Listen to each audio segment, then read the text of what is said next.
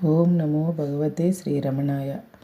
శ్రీరమణ మహర్షుల వారు 700 గీతా శ్లోకముల నుండి కూర్చిన నూతన క్రమంలోని 25వ శ్లోకం. యస్య సర్వే సమారంభా కామ సంకల్ప వర్జితాః జ్ఞానాగ్నిదగ్ధ కర్మాణం తమాహు పండితం బుధాః. తాత్పర్యము: ఎవని యొక్క సమారంభములన్నీయు కామరహితములు సంకల్పరహితములు అయి ఉండునో, ఎవని యొక్క కర్మలన్నీయు జ్ఞానము అను అగ్నిచేత దగ్ధములైనవో అట్టి వానిని పండితుడని విద్వాంసులు చెప్పుదురు. వివరణము: ఆరంభింపబడినవి ఆరంభములు, చక్కగా ఆరంభింపబడినవి సమారంభములు అనగా యథావిధి ఆచరింపబడు కార్యములు. స్వర్గమునందు కామము కలవాడు దానికి సాధనమైన యజ్ఞమును చేయు సంకల్పించును. కావున ఎల్లరునూ కామములతో సంకల్పములతో వానికి సాధనములైన కార్యములను మిక్కిలి పూనికతో చక్కగా చేయుచుందురు. కార్యములను నిర్వహించినప్పుడు జ్ఞానియు వారి వలనే మిగుల శ్రద్ధతో వర్తించును. కానీ వారికున్న కామ సంకల్పములు మాత్రము అతనికి ఉండవు.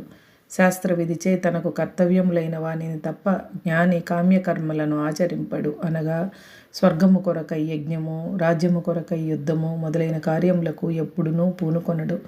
శ్రీకృష్ణ భగవానుని వర్తమానమే ఇందులకు చక్కని నిదర్శనము.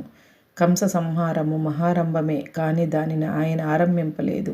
కంసుడే అక్రూరుని పంపించి శ్రీకృష్ణ బలరాములను మధురకు పిలిపించి అచట వారిని సంహరింప ప్రయత్నించెను. ఇంకా అప్పుడు కంసుని సంహరింపక తప్పకపోవుటచే కృష్ణుడు వారిని సంహరించెను.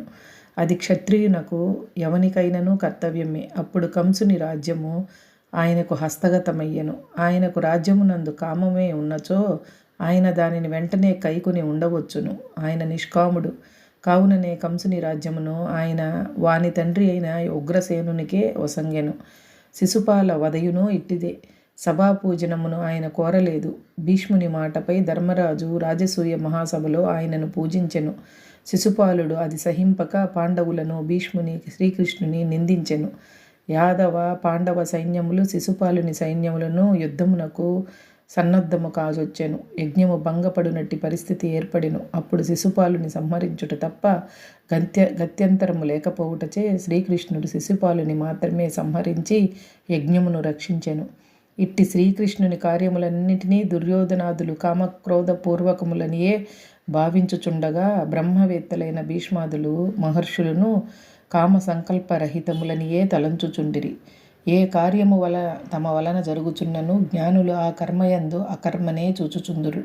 ఎప్పుడైనను శరీరము, ఇంద్రియములు, మనస్సే పనిచేయుచున్నవి, కానీ ఆత్మ ఏమియూ చేయుటలేదు. ఆత్మయందు ఏ క్రియనూ లేదు, అది నిష్క్రియము, నిశ్చలము అని జ్ఞాని ఎల్లప్పుడూ సకల కర్మల యందును అకర్మయైన ఆత్మనే చూచుచుండును. అదియే జ్ఞానము. అదియే ప్రజ్వలించిన అగ్నివలే సకల కర్మములను, వాని ఫలితములను, వాని వాసనలను దగ్ధమునర్చును. అట్టి అకర్మాత్మ దర్శనము కలిగిన వానినే పండితుడు అని బ్రహ్మవేత్తలు భావింతురు. హరే రమణ.